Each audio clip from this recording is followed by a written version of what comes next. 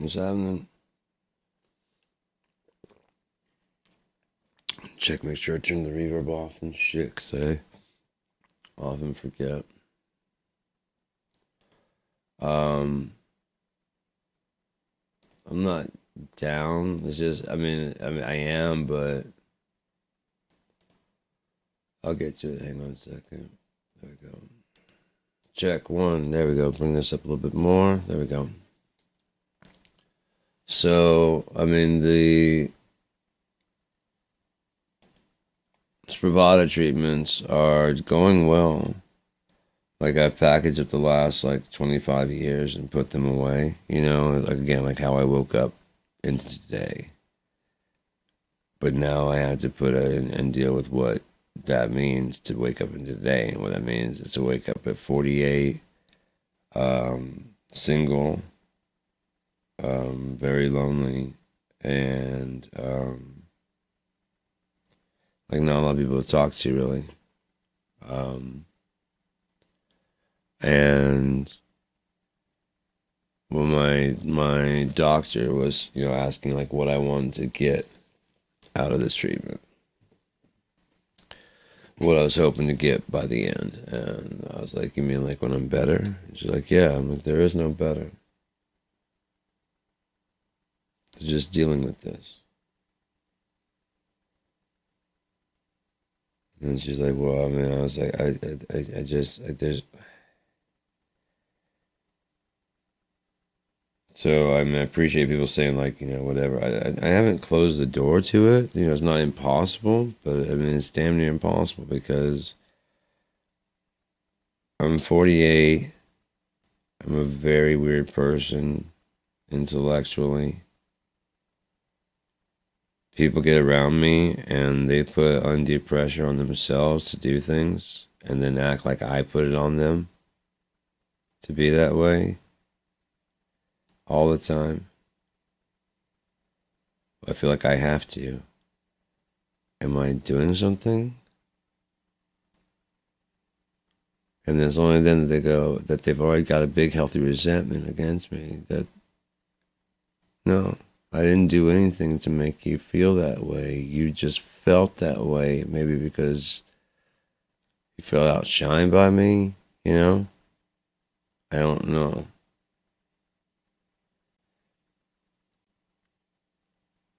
I was pointing out to my mom, I was like, although I don't do any of them spectacularly, I'm not Steve Vai on guitar, but I play well. I'm not Peart on the drums, but I play well enough that I can quantize it and make it sound pretty good.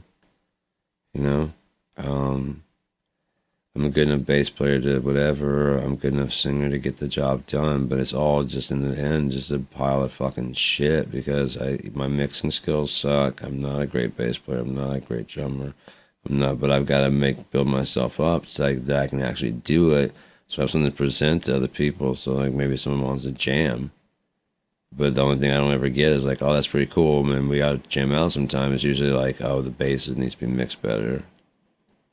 The kick drum, and so I started working on it. This was never supposed to be the finished product. When I show someone the riff, if people don't hear what I'm hearing, so I have to show the actual guitar riff and the bass and the drums and shit. But that time it's well, what do you need me for? I'm oh, fucking, I'm trying to show that I can play and I can do this stuff. I want someone to write with. I'm a binary star, man. When it comes to writing and stuff, I just like bouncing ideas off somebody else. And also, to be honest, I don't like to be out in the spotlight. I prefer to be like Sean and, or, a company name. Like when I was working with Matt, it was Zygo Multimedia. The way my name's not out front, I hate that shit.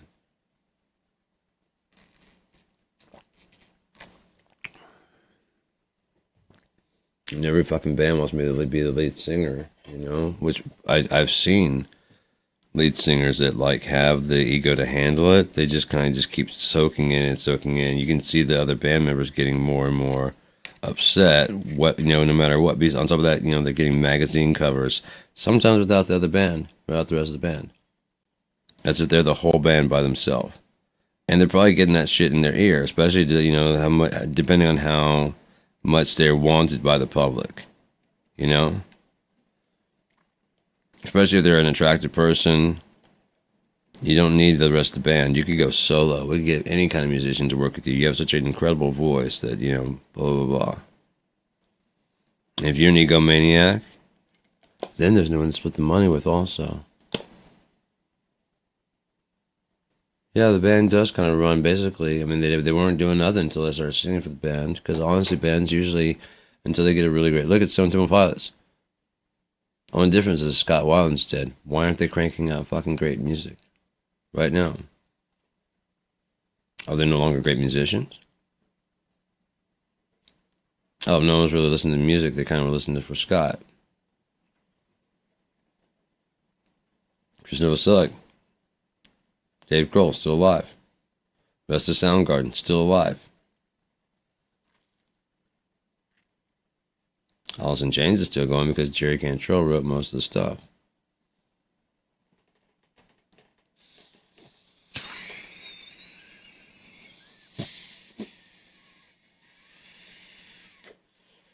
But I love Hash. They were binary stars also, a lot of them. And then you had Jerry and Lane. You had Mark Lanigan with... They all seemed unhappy with the star they were with. It's like they all wanted to be with someone else. They had Chris Cornell, Kim Thile, Chris Novoselic. Shit. Hot Hash. So, and they all seem to want to gravitate towards other people, like Mark rather Lane Staley. He preferred Lane Staley, even over Kurt. No, I don't know for sure, but I mean, he did say that he stopped hanging around Kurt because Courtney was more flirtatious, and it was obviously hurting Kurt's feelings. And so he just stopped coming around as often. And he liked hanging out with Lane and getting high with Lane, doing coke and getting high. Which, of course, took him away from being able to hang. Lane can no longer hang out with Jerry, so Jerry and the band are kind of waiting to do, whatever. And here's this other binary star that just wants to get fucking high, and same like him. They're both singers, and their bands are waiting on them. Let them fucking wait. I don't want to go out right now. You want to go out? No, I'm way too fucking high. Well, now I am. That kind of shit. Cheers, cheers.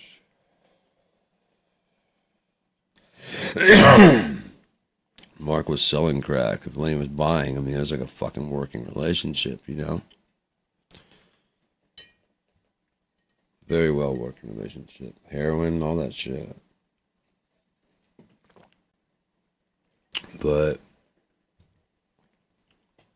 they all seem to gravitate towards other people. Like Chris tried to gravitate towards Andy Wood, and then he died. Mark gravitated towards Lane, and Lane towards Mark, and Lane died. And that's one of the one of the last things. I think it might even be the last line of Mark Langen's book. And then Lane Staley's death left a hole in me I don't think I'll ever recover from. I think this is the end. Like that's like the end where he ended that. I thought for sure he's gonna get into like the later years of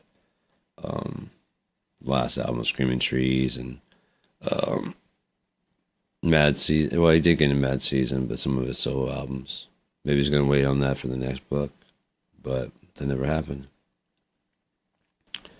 But yeah, I've been a binary star my entire life. I felt it since I was 7. That was like the first time I had a dream of her. Probably about 5 or so.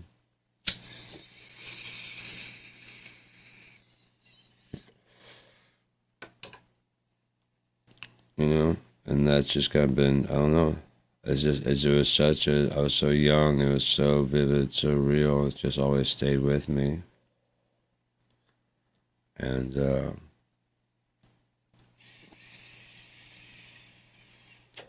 I know that face, I know those eyes that he fucking wear. Hell, Jimi Hendrix seemed to sing about it. Electric Ladyland. I'm like, what the fuck do you know, Jimmy? 'Cause I know exactly what you're talking about.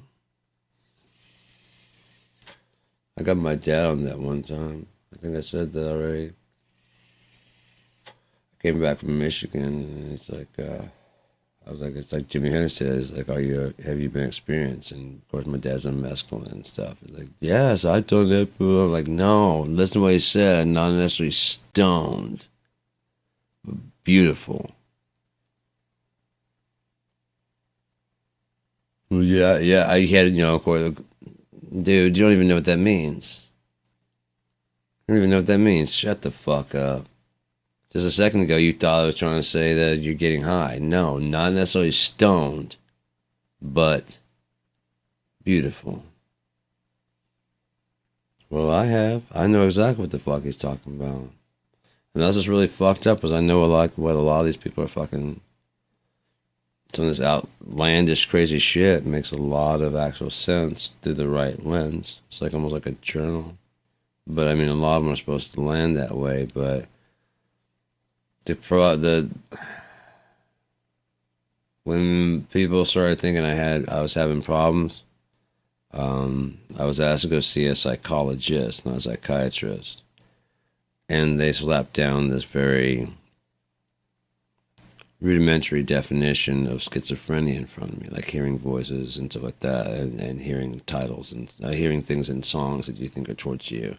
And I was like, I was pointing at the fallacy. I was like, this isn't correct. And they're like, what? I'm like, well, here's the thing. And it seemed obviously like I'm trying to defend, like, I hear stuff in songs. Everybody hears stuff in songs. I put shit in songs. There are messages in songs. So therefore, hearing messages, you're kind of supposed to. That's what the whole writing a song, putting a voice in there is about. Now, if you hear Rosanna, and you like the song because your name is Rosanna, you're sane.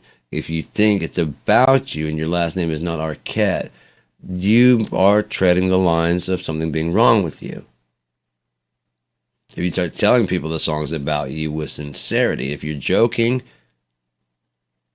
funny, crazy, being serious, not funny, insane. That's what I was trying to point out. And they was like, oh, okay, this is beyond my, I'm like, you're not even, no one ever listens. No one ever listens to me. That's my biggest problem in my life, is that no one ever listens. And everyone always undercuts me. Everyone doubts what I understand and how fast I comprehend things. I get it. I'm a big druggie. I'm a big fuck up. Think whatever you want to of me. I'm very smart. I'm this smart, and I'm this fucking high all the time.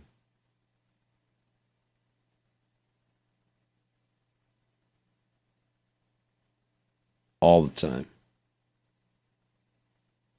Because I can't take this fucking world. I process it too well. It just fucking,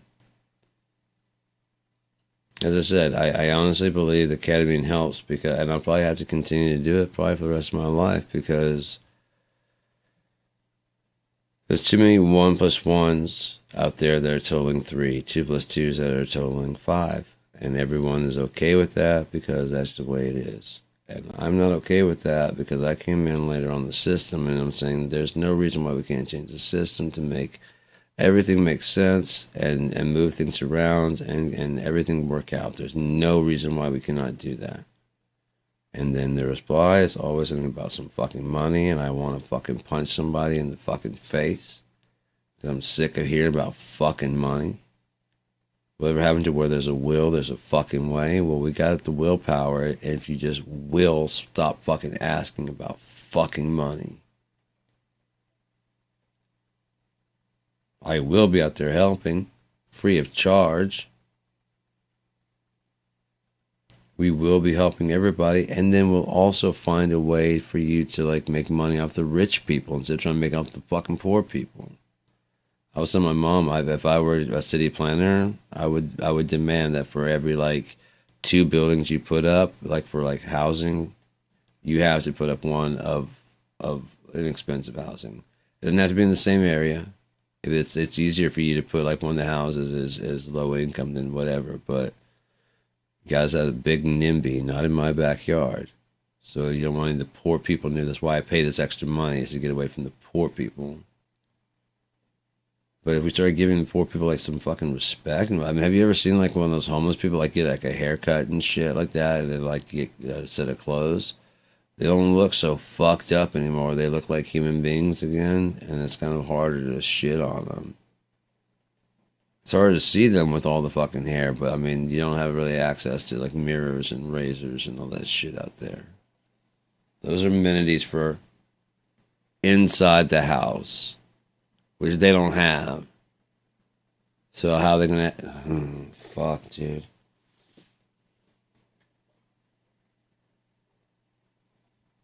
This is a judgmental world, and I fucking hate it. Because it's usually judging on a fucking scale that says 2 + 2 = 3. Oh, you're not where you're supposed to be at all, man. How the fuck would you know? How the fuck would you know where I'm supposed to be? Yeah, this is my life. Yeah. Lebanon needs a brick.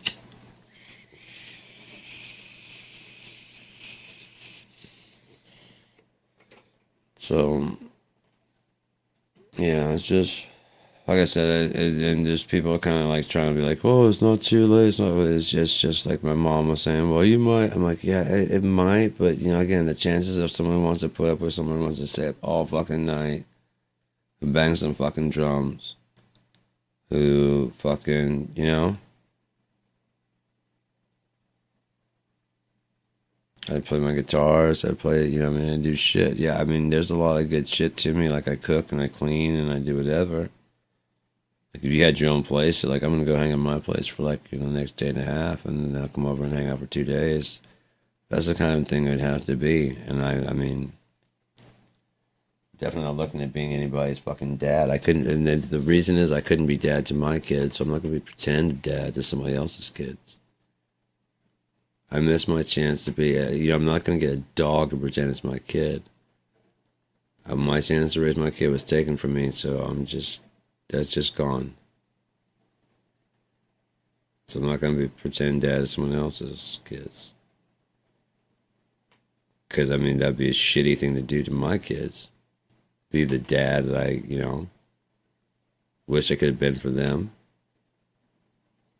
No.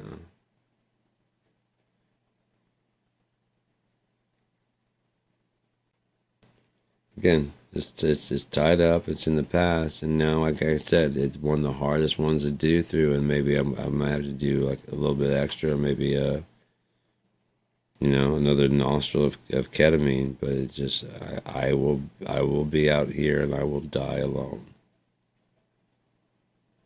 And that's just, I mean, if the world keeps spinning the way it's going, it won't be that long if Trump gets his way, because, you know, food stamps and other things are going to be cut, and I got nothing. AFib, you know, that's why I'm trying to get into exercising more, to try and build up my heart. I can drum, you know. I can take breaks and drum for a while, but I mean, no one's paying for that. Especially like a sloppy drummer who needs like a metronome to, you know, whatever. I wish like Sublimation was a band that I was in. I should probably find some of their music. They were really good. Actually, you know what? They have some online. I don't think Andy would mind. SoundClick Sublimation.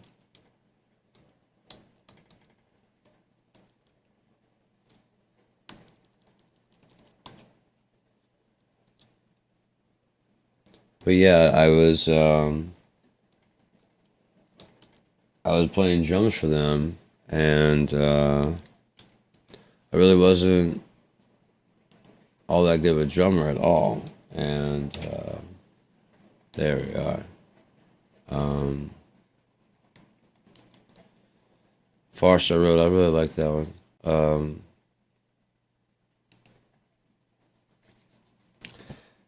They were doing drum machine before.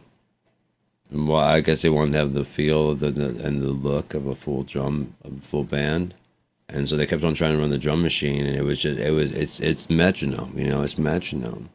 And it's just drilled in there, and like it doesn't have as much like give and funk as because like doom ta doom doom ta. I'm like doom ba doom doom ba, and they don't know how to program that up. So I tried to get some MIDI stuff so I could actually help them program it up, and what I could do is just be like I could program the drums and stuff for them. Like they give me the idea, and I help program their drums to fit what they want to do. So that's a very human, natural feel, and but it's still quantized, whatever. And then like at gigs and stuff, I could just be like kind of the sound. I could get guitars and basses and stuff. I could easily see people going like, yeah, sublimation with Sean. Sublimation without Sean, it's like, yeah, and then they go, actually, and they show in studio, and I'm like, playing on like that kind of drum kit, like, so like that, yeah, so you guys got the loop, yeah, cool, so that's done for the studio, for the whole tour and everything, right? Yeah. You want me to go another couple rounds for like yeah, let's just do like an outro in case, okay, cool, hit it up, just plug and play, and like, yeah, I do shit, also in the background, also, I was like, on the writing end, some of the harmonies and shit. I would love to do that kind of stuff. Again, like I'm not in the spotlight really at all. My brother would be the singer. Sean Rawl was the bass player. And Andy was the guitar player, Andy Crosby. It pissed me off. We were having this one party and we killed this party, but like there were so many girls that were showing up to see Sean Rawl, and so the upstairs was crowded. Like we were downstairs in the basement where the band room is and stuff. And I don't like crowds. So I just left and I went down the basement and I was smoking a joint. And then all of a sudden Sean shows up. I was like, hey man, what's going on? He's like, not much. You smoking? I was like, yeah. He's like, mind if I'm like, no. And then I passed it to him. And then he's like, yeah, two Sean's just, single, just down there smoking a joint. And I was like, I like snatched it back. I'm like, dude, you know how many fucking girls up there just to talk to you? You know what I mean? Because like, I had to help answer the door because, whatever. It's like the doors or whatever. I'm like, is Sean here? I'm like, upstairs. Sean here? Yeah, upstairs. Sean here? Upstairs. Jesus Christ, dude. I mean, maybe they're none of what he was interested in. But, I mean, you could at least say that. Nah, dude, none of my type. I'm like, well, I mean, I can respect that, I dig that, man. You're after certain one. I get it. I get it completely, man. Right on. Sorry about the snatch. We're the two Seans down here, dude.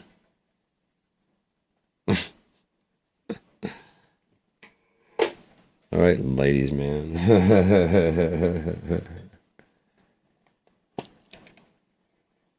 I don't know. Yeah, but he ended up getting married to a singer from a local band that was in the area. I haven't talked to him in a while. He's a cool guy. Andy's really cool too. Oh, I was gonna play some sublimation. Let's I like Far Star Road, so let's go ahead and play that.